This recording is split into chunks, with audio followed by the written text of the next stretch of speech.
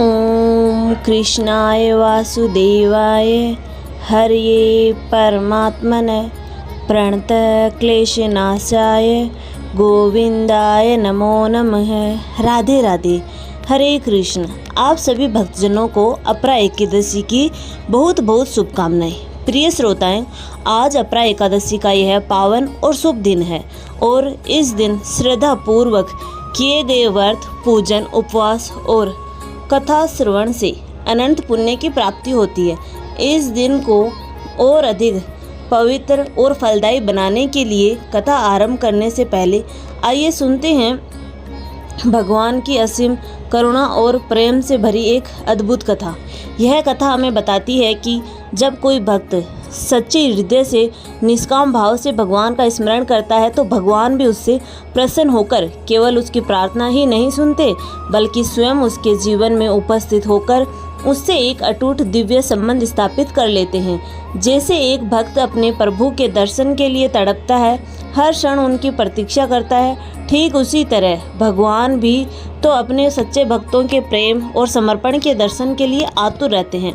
भक्ति का यह मधुर मिलन ही तो इस कथा का सार है, जहाँ भक्त और भगवान के बीच का प्रेम किसी सीमा या शर्त में नहीं बंधा होता, बल्कि वो तो एक शाश्वत और पवित्र बंधन बन जाता है।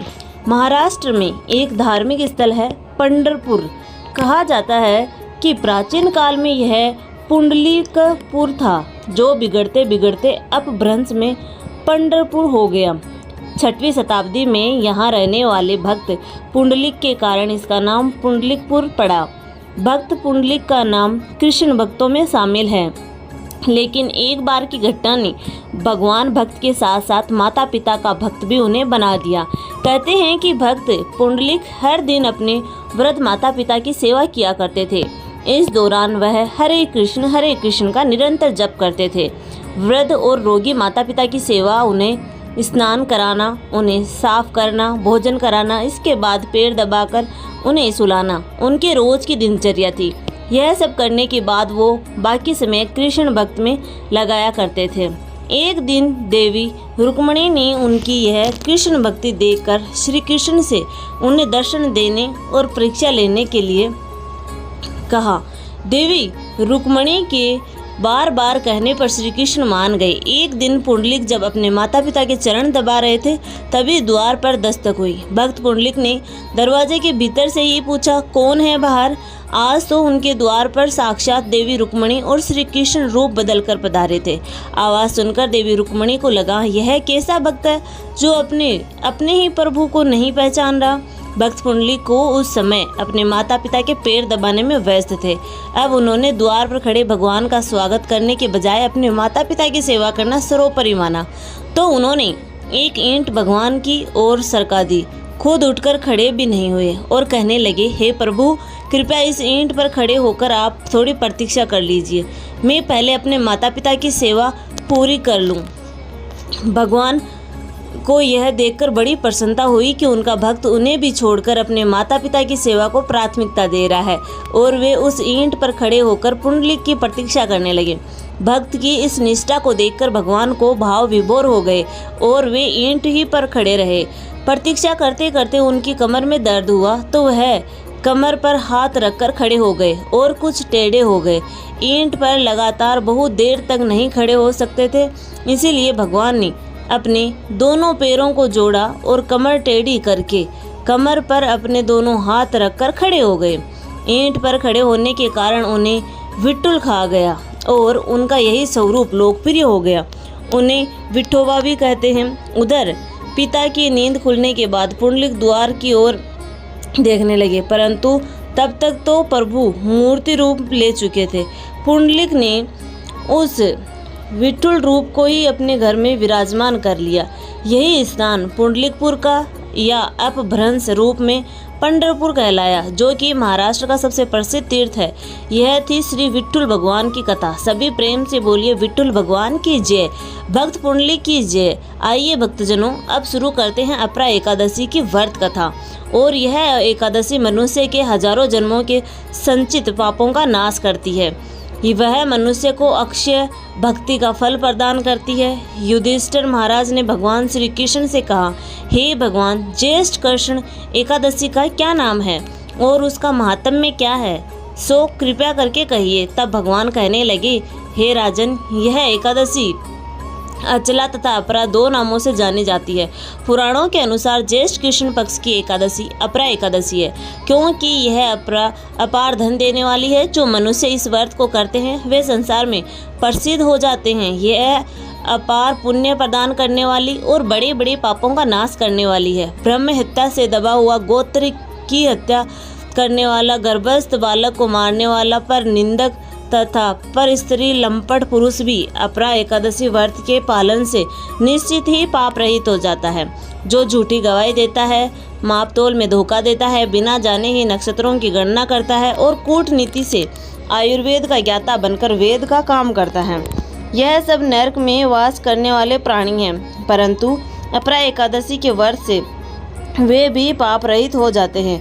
यदि क्षत्रिय छात्र धर्म का परित्याग करके युद्ध से भागता है और वह क्षत्रिय धर्म में भ्रष्ट होने के कारण घोर नरक में पड़ता है। जो शिष्य विद्या प्राप्त करके स्वयं के ही गुरु की निंदा करता है, वह भी महापातकों से युक्त होकर भयंकर नरक में गिरता है।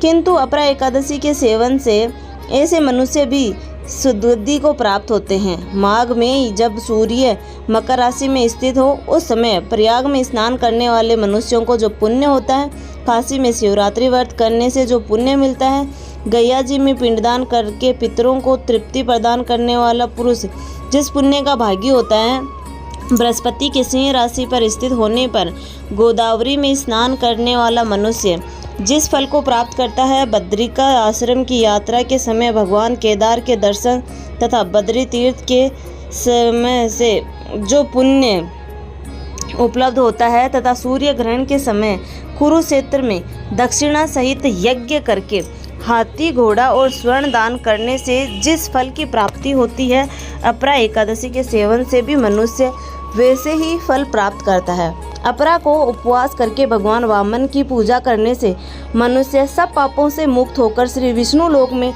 प्रतिष्ठित होता है और इस महात्म्य को पढ़ने और सुनने से सहस्त्र गोदान का फल मिलता है।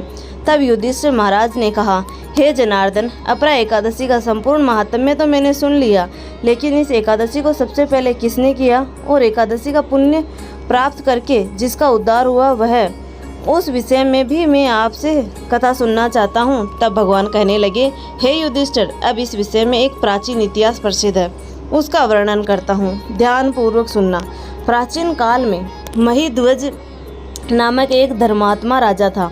उसका छोटा भाई वज्रध्वज बड़ा ही क्रूर, अधर्मी तथा अन्यायी था और वह अपने बड़े भाई से द्वेष रखता था। उस पापी ने एक दिन रात्रि में अपने ही बड़े भाई की हत्या करके उसकी देह को एक जंगली पीपल के नीचे गाड़ दिया। इस अकाल मृत्यु से राजा प्रेतात्मा के रूप में उसी पीपल पर रहने लगा। वह प्रेत बन गया था, इसीलिए स्वभाववश आने जाने वाले को वह परेशान करने लगा, अनेक उत्पात करने लगा। एक दिन अचानक धौम्य नामक ऋषि उधर से गुजर रहे थे। उन्होंने प्रेत को ज्ञान चक्षु से देखा और तपोबल से उसकी अतीत को जान लिया। अपने तपोबल से प्रेत उत्पात का कारण समझा। तब उन्हें पता चला कि राजा प्रेत योनि से मुक्त होना चाहते हैं और ऋषि ने प्रेत को पीपल के पेड़ से उतारा तथा परलोक विद्या का उपदेश दिया। फिर दयालु ऋषि ने राजा को प्रेत योनि से मुक्ति दिलाने के लिए स्वयं ही अपरा एकादशी का व्रत किया और उसे इस योनि से मुक्त करने के लिए उसका समस्त पुण्य प्रेत को अर्पित कर दिया। इस पुण्य के प्रभाव से राजा की प्रेत योनि से मुक्ति हो गई और वह ऋषि को सप्रेम धन्यवाद देता हुआ दिव्य देह धारण कर पुष्पक विमान में बैठकर श्री विष्णु लोक को चला गया। भगवान कहते हैं, हे राजन, यह अपरा एकादशी की कथा मैंने लोकह हित के लिए कही है। इसे पढ़ने अथवा सुनने मात्र से मनुष्य सभी पापों से छूट जाता है और जो मनुष्य अपने पापों को सच्चे मन से प्रायश्चित करना चाहता है, उसके सभी पाप मुक्त हो जाते हैं और आज के इस पावन दिन पर पाप नाशक स्तोत्र का पाठ भी अवश्य करना चाहिए। महर्षि वेदव्यास जी द्वारा रचित 18 पुराणों में से एक अग्नि पुराण में अग्निदेव द्वारा महर्षि वशिष्ठ को दिए गए विभिन्न उपदेश हैं और इसी के अंतर्गत इस समस्त पापनाशक स्तोत्र के बारे में महात्मा पुष्कर कहते हैं कि मनुष्य चित्त की मलिनता वश चोरी, हत्या, पर स्त्री गमन आदि तरह तरह के पाप करता है, पर जब चित्त कुछ शुद्ध होता है तब उसे इन पापों से मुक्ति की इच्छा होती है। उस समय भगवान नारायण की दिव्य स्तुति करने से समस्त पापों का प्रायश्चित पूर्ण हो जाता है। इसीलिए इस दिव्य स्तोत्र का नाम समस्त पापनाशक स्तोत्र है। महात्मा पुष्कर कहते हैं, सर्वव्यापी श्री विष्णु को सदा नमस्कार है। श्री हरि विष्णु को नमस्कार है। मैं अपने चित्त में स्थित सर्वव्यापी अहंकार शून्य श्री हरि को नमस्कार करता हूँ। मैं अपने मानस में विराजमान व्यक्त अनंत और अपराजित परमेश्वर को नमस्कार करता हूँ। सबके पूजनीय जन्म और मरण से रहित प्रभावशाली श्री विष्णु को नमस्कार करता हूँ। श्री विष्णु मेरे चित्त में निवास करते हैं। श्री विष्णु मेरी बुद्धि में विराजमान है। श्री विष्णु मेरे अहंकार में प्रतिष्ठित है और श्री विष्णु मुझ में भी स्थित है। वे श्री विष्णु ही चराचर प्राणियों के कर्मों के रूप में स्थित है। उनके चिंतन से मेरे पाप का विनाश हो, जो ध्यान करने पर पापों का हरण करते हों और भावना करने से स्वप्न में दर्शन देते हैं। इंद्र के अनुज शरणागतों का दुख दूर करने वाले उन पाप हारी श्री विष्णु को मैं नमस्कार करता हूँ। मैं इस निराधार जगत में अज्ञान अंधकार में डूबते हुए को हाथ का सहारा देने वाले परातत्पर स्वरूप श्री विष्णु के सम्मुख प्रणतः होता हूँ। सर्वस्वेश्वर प्रभु कमल नयन परमात्मा ऋषिकेश आपको नमस्कार है। इंद्रियों के स्वामी श्री विष्णु आपको नमस्कार है। हे नरसिंह अनंत स्वरूप गोविंद समस्त भूत प्राणियों की सृष्टि करने वाले केशव, मेरे द्वारा जो दुर्वचन कहा गया हो अथवा पाप पूर्ण चिंतन किया गया हो, मेरे उस पाप का प्रशमन कीजिए। आपको नमस्कार है। केशव, अपने मन के वश में होकर मैंने जो न करने योग्य अत्यंत उग्र पाप पूर्ण चिंतन किया है उसे शांत कीजिए। परमार्थ परायण ब्राह्मण प्रिय गोविंद, अपनी मर्यादा से कभी चित न होने वाले जगन्नाथ, जगत का भरण पोषण करने वाले देवेश्वर, मेरे पाप का विनाश कीजिए। मैंने मध्याह्न, अपराह्न, सायंकाल एवं रात्रि के समय जागते हुए अथवा अनजाने शरीर, मन एवं वाणी के द्वारा जो पाप किया हो, पुंडरीकाक्षर, ऋषिकेश व माधव, आपके इन 3 नामों के उच्चारण से मेरे वे सब पाप क्षीण हो जाएं।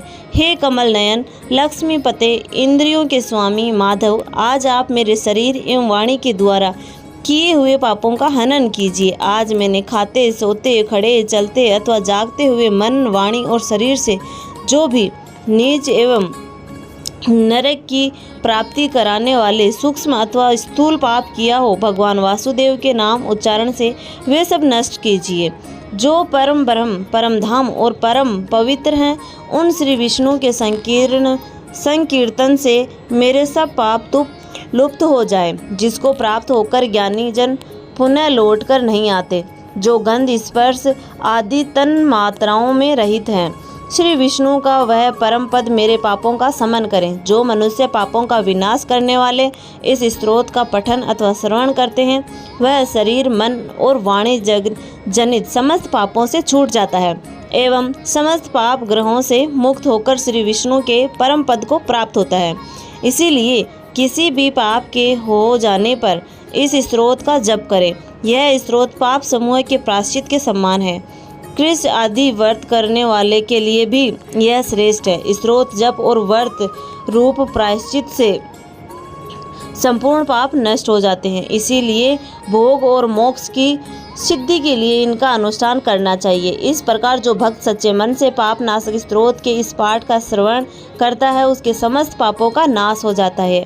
आइए अब सुनते हैं 11 माता की कथा। एक बार देवर्षि नारद जी वैकुंठ लोक को गए। वहाँ उन्होंने भगवान श्री लक्ष्मी नारायण जी को प्रणाम किया। फिर नारद जी ने श्री हरि से कहा, प्रभु, अब धरती पर आपका प्रभाव कम हो रहा है। धर्म पर चलने वालों को कोई अच्छा फल नहीं मिल रहा। जो पाप कर रहे हैं उनका भला हो रहा है। तब श्री हरि कहने लगे, ऐसा नहीं है देवर्षि, जो भी हो रहा है सब नियति के कारण हो रहा है। श्री हरि की बात सुनकर नारद जी बोले, प्रभु मैं तो देख कर आ रहा हूँ कि पापियों को तो अच्छा फल मिल रहा है, लेकिन भला करने वाले और धर्म के रास्ते चलने वाले लोगों को बुरा फल मिल रहा है, उन्हें दुख भोगने पड़ रहे हैं। भगवान ने कहा, देवर्षि कोई ऐसी घटना बताओ जिससे तुम्हें यह लग रहा हो। नारद जी कहने लगे, प्रभु अभी अभी मैं एक जंगल से आ रहा हूँ, वहाँ एक गाय दलदल में फंसी हुई थी, कोई भी उसे बचाने वाला नहीं था। थोड़ी ही देर के बाद मैंने देखा कि एक चोर उधर से गुजरा। दलदल में फंसी हुई गाय को देखकर वह रुका तक नहीं, बल्कि उस गाय पर पैर रखकर वह दलदल से भरा हुआ गड्ढा लांघकर आगे निकल गया। तो उस चोर को सोने की मोहरों से भरी एक थैली मिली। थोड़ी ही देर बाद वहाँ पर एक साधु महाराज आए। उन्होंने उस गाय को दलदल में फंसा देखा तो गाय को बाहर निकालने की पूरी कोशिश की और पूरी ताकत लगाकर आखिरकार उस गाय को निकाल लिया। गाय को बाहर निकालने के प्रयास में वह साधु महाराज खुद दलदल से लथपथ हो गए थे। जब वह साधु महाराज आगे बढ़े तो एक गड्ढे में गिर गए और उन्हें चोट लग गई। प्रभु अब आप ही बताइए, यह कौन सा न्याय है। नारद जी की पूरी बात सुन लेने के बाद श्री हरि बोले, देवर्षि यह सही ही हुआ। जो चोर गाय पर पैर रखकर भाग गया था, उसकी किस्मत में तो एक सोने की मोहर ही मिली पाई। वहीं उन साधु महाराज को गड्ढे में इसीलिए गिरना पड़ा क्योंकि उनके भाग्य में उस समय मृत्यु लिखी हुई थी, लेकिन एक गाय को बचाने के कारण, दलदल से बाहर निकालने के कारण उनके पुण्य बहुत अधिक बढ़ गए और उनकी मृत्यु बस एक छोटी सी चोट में बदल गई। इंसान के कर्म से ही उसका भाग्य तय होता है देवर्षि, इसीलिए अच्छे कर्म करना कभी भी नहीं छोड़ना चाहिए। श्री हरि की बात सुनकर देवर्षि नारद मुस्कुराते हुए और प्रभु को प्रणाम करते हुए नारायण नारायण कहकर प्रभु की रचाई हुई सृष्टि की अन्य लीलाएं देखने के लिए चल पड़े। प्रेम से बोलिए श्री लक्ष्मी नारायण भगवान की जय। अब सुनिए एकादशी माता की कथा।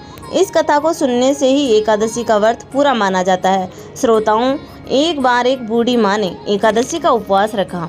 बड़े ही भक्ति भाव से वह एकादशी की पूजा किया करती थी। वे बूढ़ी हो चुकी थी। उन्हें वृद्धावस्था में कोई भी ऐसी वस्तु नहीं चाहिए थी जो वे एकादशी का उपवास रखती, क्योंकि एकादशी का उपवास रखने से तो श्री हरि की कृपा से सब कुछ मिल जाता। वो बूढ़ी माँ तो अपने बच्चों के लिए, अपने परिवार की सुख सुविधा के लिए इतना कठिन व्रत रखती थी। वे दिन भर तो बड़ा कठिन मन करके और अपनी प्यास को किसी तरह से रोक के रखी, क्योंकि एकादशी के व्रत में वह जल की एक बूंद भी ग्रहण नहीं करती थी। द्वादशी को ही जल पीकर वह अपने व्रत का पारण किया करती थी। दिन भर उन्होंने किसी प्रकार का कोई भी अपने मन को संयम रखा और कुछ भी नहीं खाया पिया। पूजा पाठ की, व्रत की कथा सुनी पढ़ी और फिर पंडित जी को मिट्टी के एक पात्र में भरकर पानी और मौसमी फल दान में दिए। दोना भरकर शक्कर भी वितरित की। उन्हें गर्मी के कारण बड़ी बेचैनी हो रही थी। एक तो निराहार और निर्जल रहकर उपवास रखा और ऊपर से प्यास भी अधिक सता रही थी। इस कारण उन्होंने सोचा कि चलो पानी में बैठूं, शायद थोड़ी शांति मिले। यह सोचकर वह पानी में बैठी रही। पानी से बार बार कुल्ला करती और मुँह वाला हाथ धोती। तब कहीं जाकर उन्हें थोड़ा बहुत चैन मिला।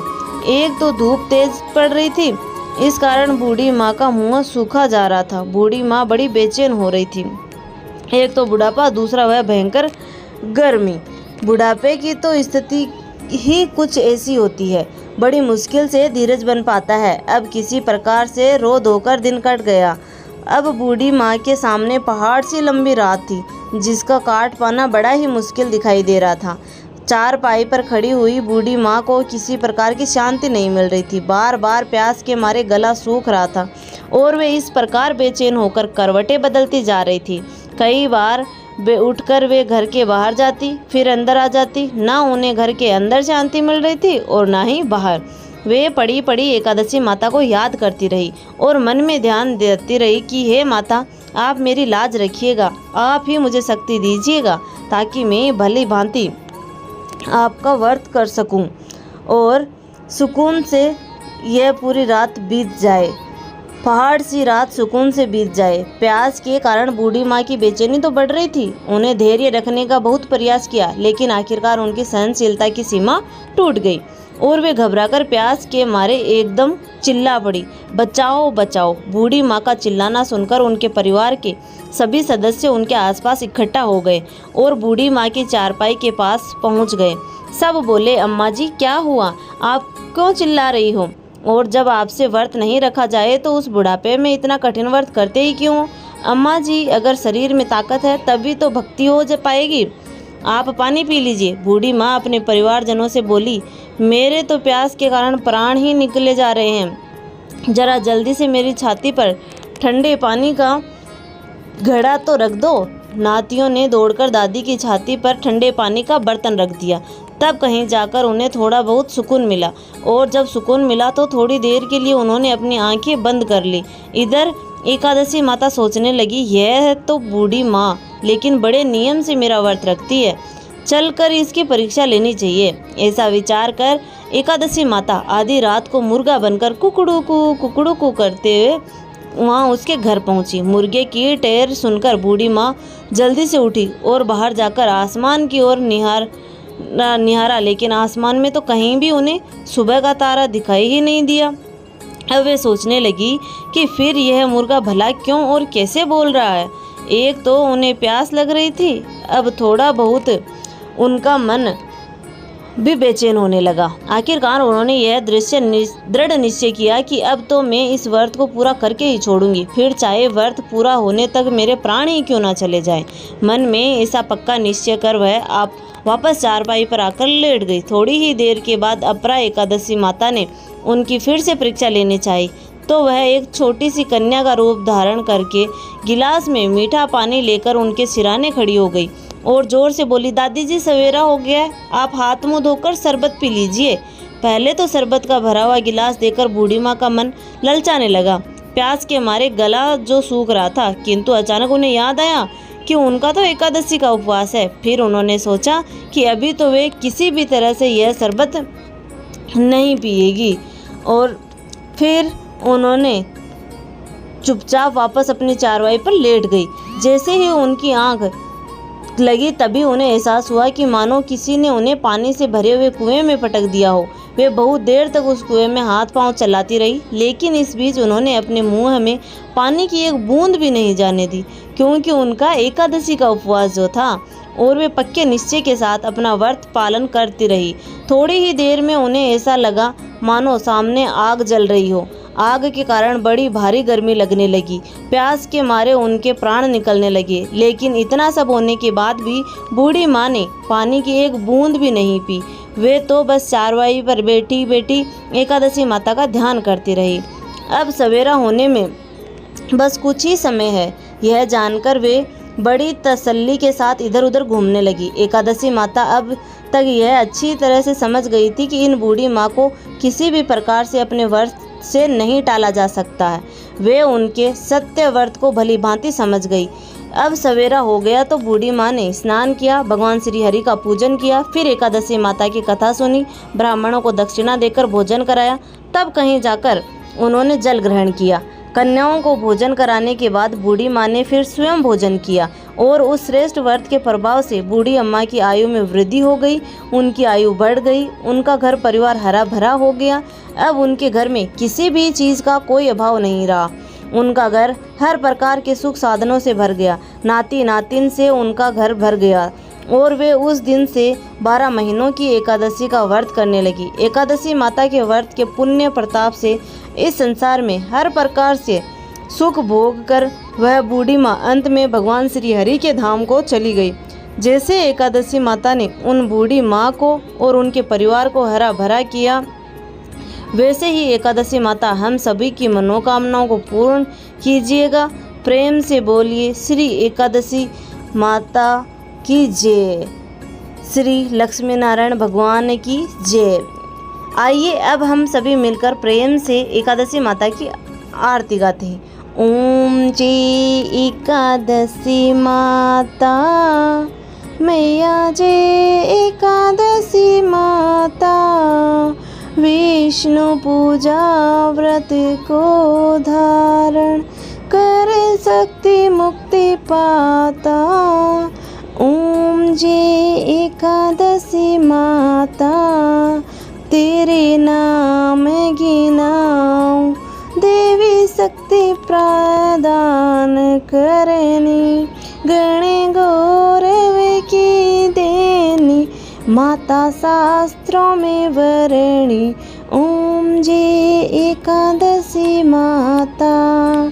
मार्गशीर्ष के कृष्ण पक्ष के उत्पन्न, विश्व तारिणी जन्मी, शुक्ल पक्ष में हुई मोक्षदा, मुक्तिदाता बन आई, जय एकादशी माता।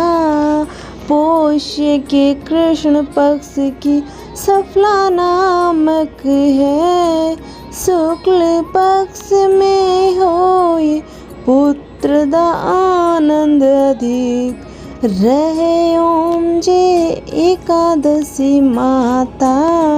नाम सट तिल्ला माघ मास में कृष्ण पक्ष आवे, शुक्ल पक्ष में जया कहावे, विजय सदा पावे, जय एकादशी माता।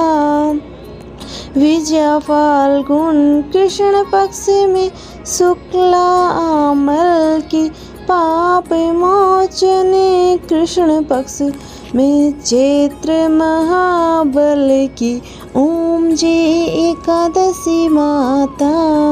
चैत्र शुक्ल में नाम काम दा धन देने वाले, नाम बरूथन कृष्ण पक्ष में, वैशाख महावाली, ओम जय एकादशी माता। शुक्ल पक्ष में होय मोहिनी प्राज्येष्ठ, कृष्ण पक्ष की नाम निर्जला, सब सुख करनी, शुक्ल पक्ष रखी जय एकादशी माता। योगिनी नाम आषाढ़ में जानो, कृष्ण पक्ष करनी, देव सेनी नाम कहायो, शुक्ल पक्ष धरणी, जय एकादशी माता। कामिका श्रावण मास में आवे कृष्ण पक्ष कहिए, श्रावण शुक्ला होय पवित्र आनंद से रहिए, जय एकादशी माता। अजा भाद्रपद कृष्ण पक्ष की परिवर्तनी, शुक्ला इंद्र आश्विन कृष्ण पक्ष में, व्रत से भव सागर निकला, जय जय एकादशी माता। पापा कुश शुक्ल पक्ष में आप हरणी हारी, रमा कार्तिक में आवे सुखदायक भारी, ओम जय एकादशी माता। शुक्ल पक्ष में आप हरण हारी, रमा कार्तिक में आवे सुखदायक भारी, ओम जय एकादशी माता। देवोत्थानी शुक्ल पक्ष की दुख नाशक में, या पावन मास में कर विनती पार करो नेया, ओम जय एकादशी माता। ब्रह्मा कृष्ण पक्ष में होते जन्म मंगल करणी, शुक्ल पक्ष में होई पद्मिनी दुख दारिद्र हरणी, ओम जय एकादशी माता। जो कोई आरती एकादशी की भक्ति सहित गावे, जन बुद्धि स्वर्ग वास निश्चित कर पावे, वे ओम जय एकादशी माता। मैया जय एकादशी माता, ओम जय एकादशी माता। धन्यवाद।